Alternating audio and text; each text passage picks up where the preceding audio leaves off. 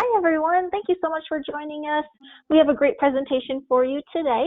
My name is Jessica Mraz. I'm with New Mexico MainStreet, and we have Will Powell and Amy Bell here today to present on perfect timing for building and site improvements. So New Mexico MainStreet is a program of the New Mexico Economic Development Department. On the map, you can see all of the districts affiliated with our program, and you can learn more about our program at nmmainstreet.org. We do have one more webinar coming up next week, Next Steps and Lessons Learned. Daniel and Lucas will be presenting that next Thursday, and you can register for that webinar on our website. While I have your attention, I'm just going to give a little shout out for the census. It's really important that you complete your census and encourage your neighbors to do so as well, so you can learn more at icountnm.gov. Before I go on and introduce your presenters, I do want to say that this webinar is being recorded, and I will follow up with an email later today with that recording and the presentation. You can also download the presentation in the handouts tool. The PDF is right there. Our presenters will be taking questions at the end, so you can type your questions in the questions panel. And let me introduce your panelists. So Amy Bell is our Landscape Architecture and Urban Design Revitalization Specialist. She brings more than 12 years experience in urban design and landscape architecture with a unique focus on educational landscapes, play environments, and pop-up interventions in public spaces. Amy is a licensed landscape architect in New Mexico, Colorado, and Texas, and is an ISA certified arborist. Will is our Architecture and Design Revitalization Specialist. He is a native New Mexican from La Luz, and he has spent more than a decade working in architecture firms and preservation agencies within the U.S. and Europe. His professional experience includes new construction, infill, retail, and commercial development, preservation of historic buildings and cultural assets, and building design improvements.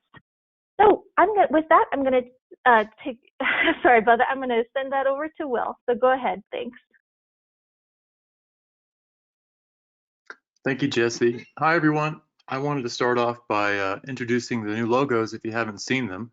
We're quite proud of them, and there's a link below if you'd like to download them and use them in your correspondence. Inconvenient times create an opportunity to better businesses and buildings. Construction and preventative maintenance are often inconvenience for open buildings. It's a good time to work on window display storefronts, building facades, outdoor seating, and entertainment spaces.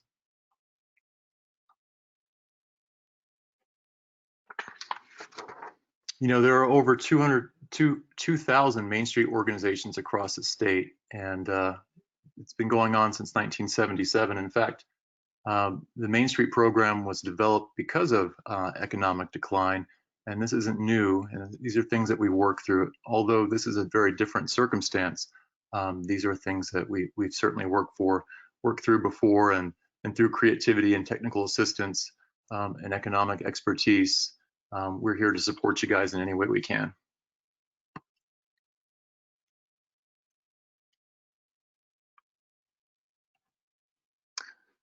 In design work, we usually like to focus on low-hanging fruit, things such as creating and building revitalization programs, positive outcomes for our communities and models, build capacity in our communities. The real key is to try to be proactive and not reactive. I have some images here of some of the things that we got left with from the 60s and 70s. A lot of suburban flight had happened from our downtowns to shopping malls, strip malls, etc. And as a result, we had covered up our historic brick buildings, and many of them became vacant. Signs became in disrepair, and in the 60s and 70s, we were often left with downtowns that look like these images. And a lot of times, it's not too hard to make these buildings look like they used to look. So again, about low-hanging fruit. Sometimes these old buildings, they just have windows that have been covered up. Look at the before and afters of the image below. What a difference just pulling the plywood off the windows, a little bit of paint, some architectural lighting. We now have 3 vibrant businesses here. What a difference, right? little local example here in New Mexico, Gallup Coffee Company. We've been working with them on doing some facade work and working on their upstairs to turn into apartments. But we had asked the building owner, Tiffany, what things were like for her over the last 2 months while things had been closed. And she said it was actually a great opportunity for them to take advantage of remodeling their bathroom, remodeling their interior. They successfully applied for a grant for their facade, and they've done a lot of research to investigate the facade of their 1928 brick building in Gallup. A lot of it's been covered up, and they have the hopes of restoring it. And she had a very interesting comment. She said, even if we pour our hearts into this building and we end up having to sell it because of the economic decline, the building will be worth more. So it's not time and energy lost. I thought that was a interesting perspective.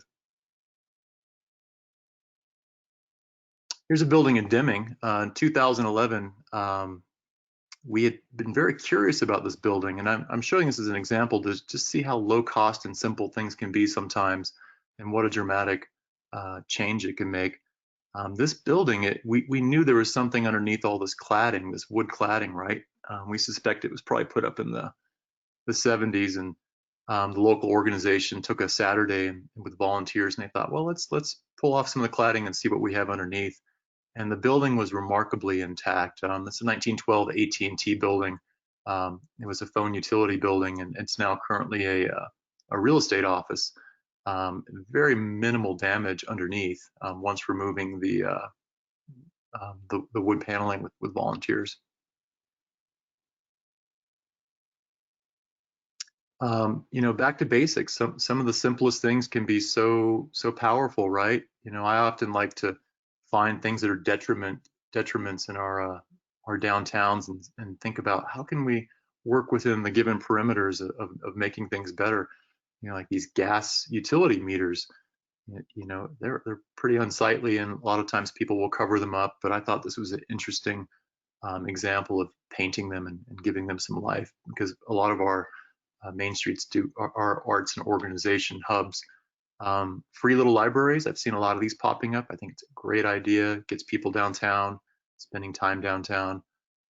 Murals, particularly murals that are regionally appropriate and have bearance on the region. I think those are really effective. They can be quite inexpensive, if not free, because sometimes you can get the paint donated and volunteers can paint. We've had high school art classes paint murals on buildings, and folks and local artists donating their time.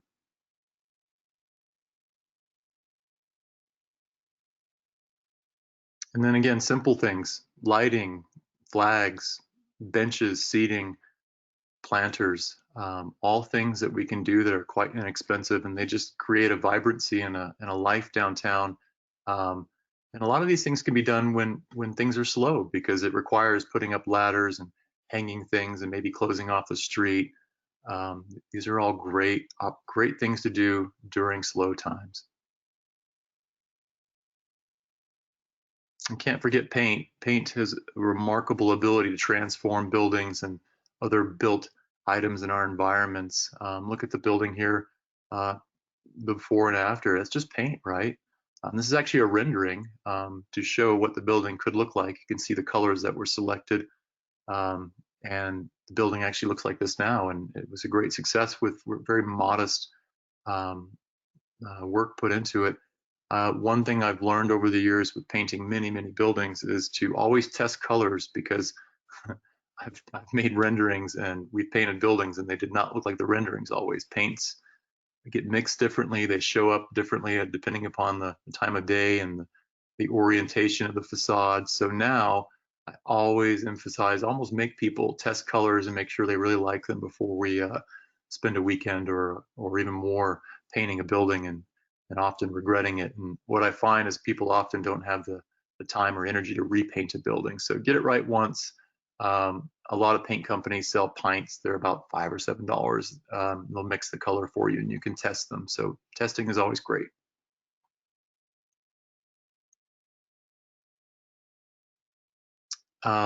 Never too early for spring cleaning. Signage is really a great way to revamp a business and make things look new again, particularly with the advent of commercial vinyl graphics. They're inexpensive. They can be changed out regularly. They go on quite easy. And then also storefronts, focusing on storefronts, showing that there's life, there's vitality inside a business. How many of you guys have went into a business because of a sign or a great window display? So to keep them fresh, I often, when we visit towns, I'll notice that the storefront displays will be the same for many, many years. And I always try to encourage people to keep them fresh and rotate inventory, change stock out. It's good for locals to see things changing, and also it can attract the eye of visitors. Historic buildings, they're often great assets in our downtowns, and a lot of times there are things we can do to dramatically change them and assist in their appearance. Restuccoing, replastering, earthen buildings. This is a building in Cuesta that we worked on when they were a frontier community, and we were replastering the church. And the church looked really rough prior to this, and this was almost a free exercise. Local dirt, local volunteers, getting the mix right. With scaffolding and ladders, we were able to restucco the entire building. The image to the right is a building in Clovis, and we had painted it with volunteers, and the city of Clovis had loaned us their utility bucket truck, which was really nice of them. That allowed us to get up on the second story to paint the building. And I think we painted 3 buildings for less than $1,000, including primer, caulk, paint, repairing some wood. We made a big difference on that street in as little as a weekend. Energy efficiency, great time to make buildings more energy efficient.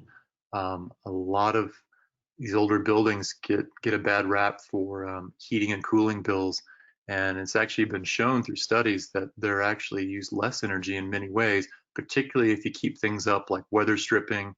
The use of storm windows can really assist in single pane glass. Awnings are really great. Awnings keep out UV. They keep out heat gain, and one really nice added benefit is they can keep merchandise from fading through from UV as well.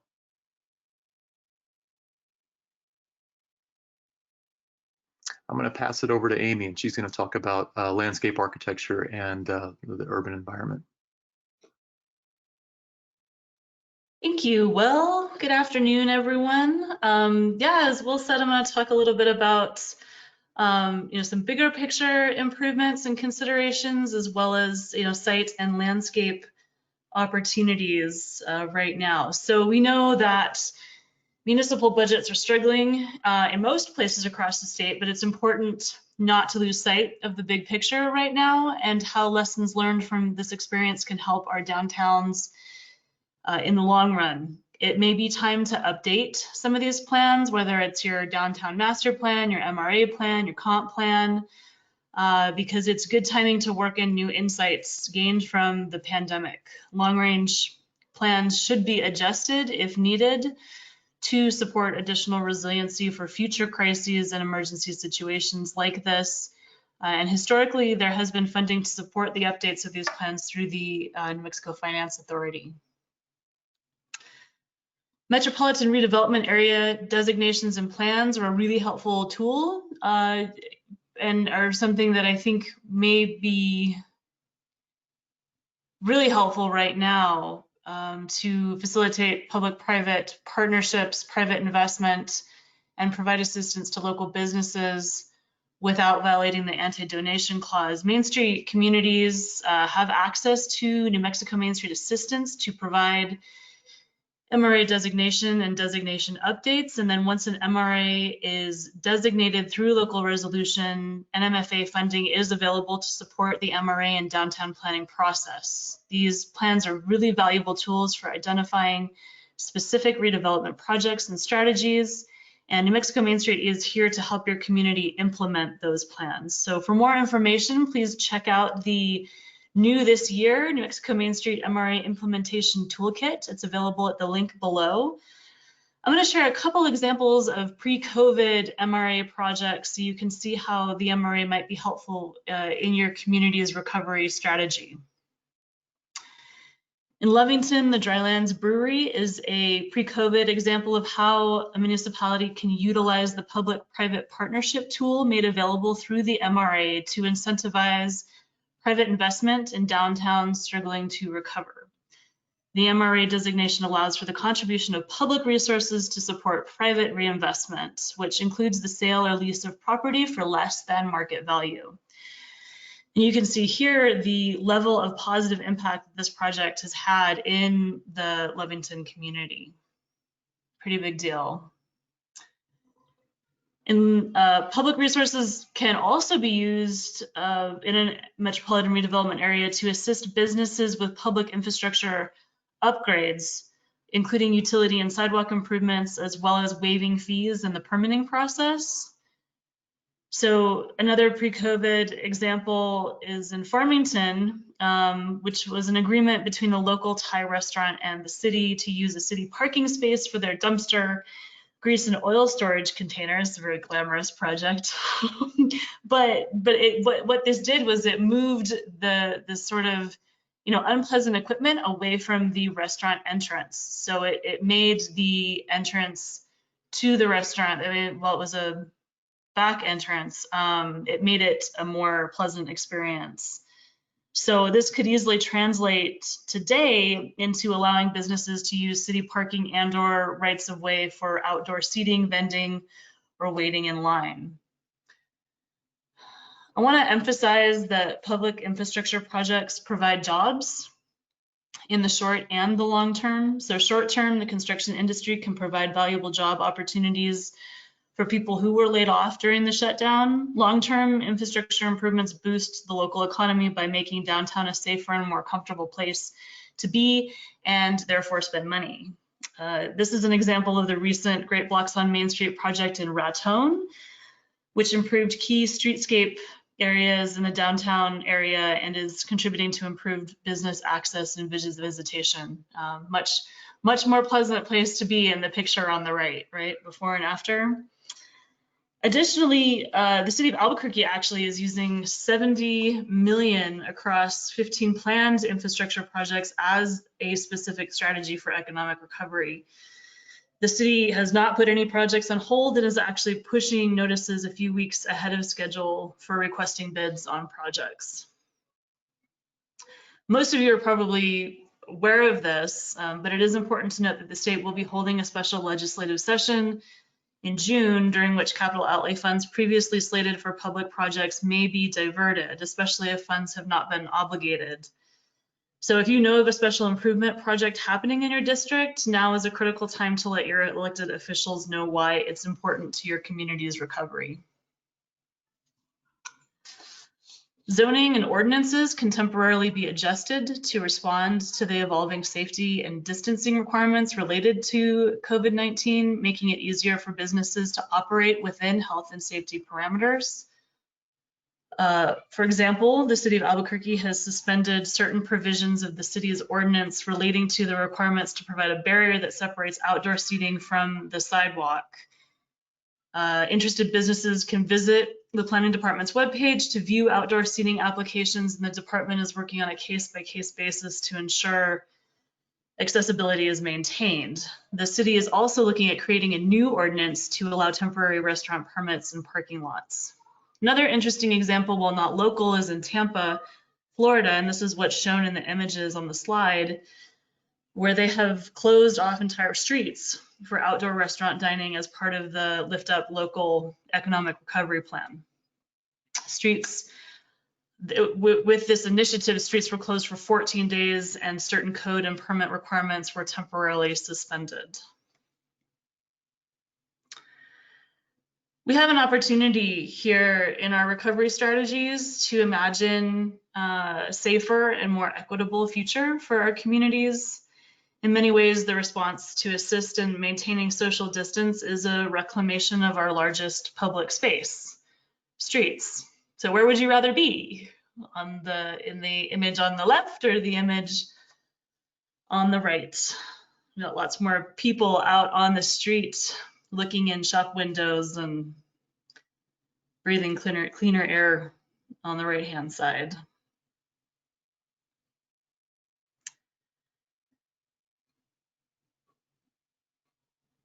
Temporary measures claiming vehicular lanes to widen sidewalks and provide bicycle lanes, use of parking lots for outdoor dining, and the encouragement of more active lifestyles for immunity may put us on a fast track to healthier, safer, and more accessible downtowns in the long run. Cities and countries all over the world right now are implementing at a staggering rate pop-up cycle lanes, parklets for outdoor seating, one-way streets for widened sidewalks. And here on this slide, we see examples from London, Hamburg, and Vienna. And there's no reason that we can't do that here too. Here's an example of a parking space parklet in Dallas, and on the right, a rendering of a one-way street conversion in Paris. The idea of closing streets to provide access to safe play and recreation is not new. We have been here before. We see a headline from the New York Times in 1916 on the left, when multiple streets were closed to traffic to provide public open space for children in poorer neighborhoods. And at right, we see a vision of a vacation street, which is a Dutch concept of using the streets in our neighborhoods as this summer's holiday destination. Just also of interest here, as I'm reading about these things, the Italian government is currently providing subsidies to residents who buy a new bicycle or sign up for bike share services, and the French government's providing subsidies for bicycle repair costs. So there's a lot of precedent for governmental support of alternative ways of transportation that allow us to be safe and socially distant. So Will and I have talked about all this stuff, you can take advantage of this time to do these things and make these improvements, but how do we get all this work done when budgets are already tight or maybe non-existent? And so volunteers are still one of our most valuable resources, and there are ways to keep them working even while complying with physical distancing requirements. We've heard some great success stories out of Roswell, where they completed their annual beautification project, planting flowers in pots on Main Street. Volunteers worked in small groups with their family members or on their own within designated areas, so everyone maintained the appropriate physical distance. Another good example, which is shown here on the slide, is a recent tree planting event managed by the nonprofit Tree New Mexico in Albuquerque. With the help of experienced tree planting volunteers, they planted over 200 street trees over 2 weekends.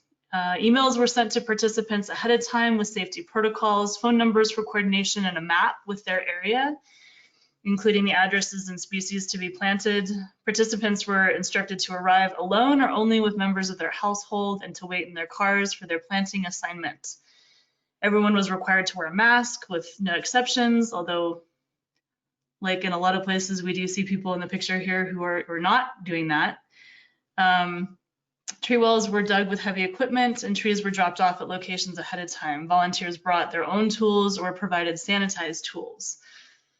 Those planting alone were given smaller trees so they could handle them more easily, and all volunteers were given a bottle of hand sanitizer. Homeowners where these trees were planted were instructed to leave their hoses out, and after planting, volunteers used the hose to water the trees, then sprayed it down with sanitizer. So you can see, this took, an event like this would take quite a bit of coordination anyway, and there's more coordination and planning that's needed to keep people safe and physically distant, but it is possible to still get a lot of work done and make it possible for community members to contribute while keeping everyone safe. Just a reminder that New Mexico Main Street is here to help for the Main Street communities that are out there and on this call. We do have a new service request form, which is available on the Main Street website. I'm not sure we have the link on here, but you all know how to get in touch with us to find it. But please, contact us with your project ideas, or even if you want to just kind of spitball ideas, we're here. We want to talk to you about it. We want to help you figure out ways to help your community recover. And with that, I think we can open it up for Q&A. Jesse? Thank you both so much. That was great. Go ahead and type your questions for Amy and Will in the questions box. I know the governor is scheduled to do her update at 3 o'clock, so I know we're all on the edge of our seat to learn more about that. But go ahead and type your questions now.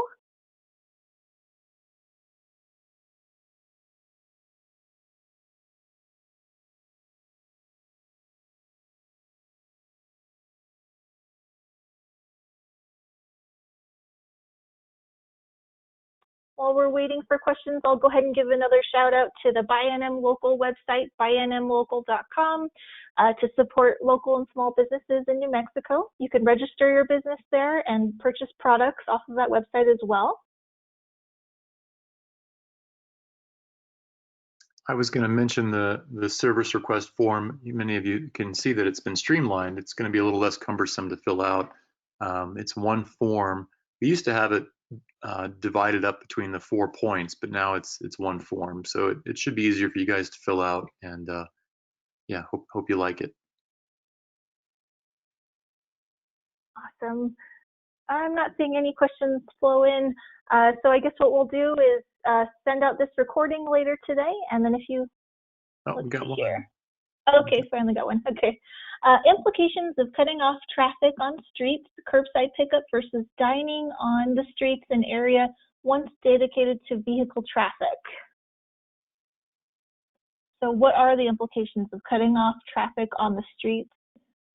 Is curbside pickup versus dining on the streets in an area once dedicated to vehicle traffic? What do you guys think? Yeah, sure. I can take a stab at answer. I mean, I think, you know, the implications are going to be dependent on the location, right? So if it's a street that is the only opportunity for vehicular traffic to travel, then that would probably be problematic. But if it is a street where there are plenty of other routes where cars can go around, I think that, you know, you wouldn't have a major impact on traffic flow.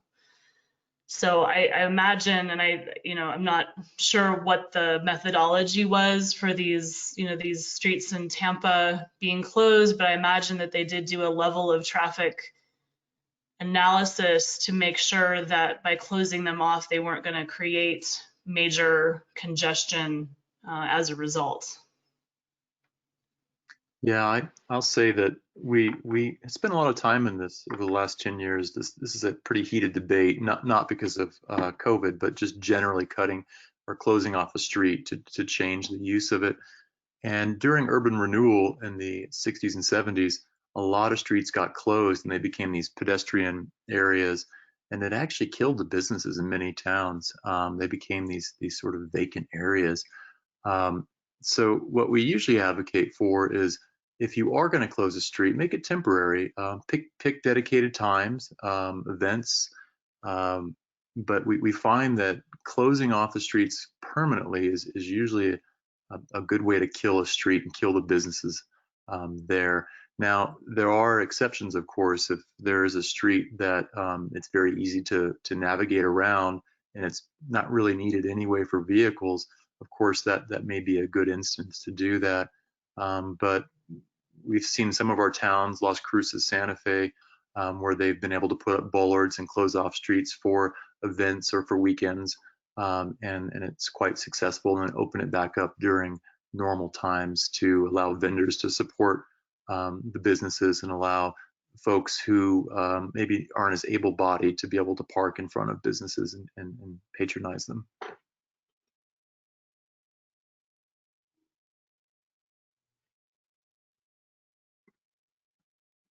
Okay, great. Well, I'm not seeing any more questions, so I think we'll wrap it up. Do you have any closing statements, you two? I'd just say thanks everyone for joining us today, and looking forward to working with many of you on these types of recovery projects in the very near future. Yeah, this is our last webinar, and I think we're going to be starting to working back out in the field, and we look forward to working with you guys and seeing you again, slowly but surely. And thank you guys. It's been an interesting time for sure, and I think most of us are getting through it pretty decently. So thanks to all of you for everything. Thanks, everyone.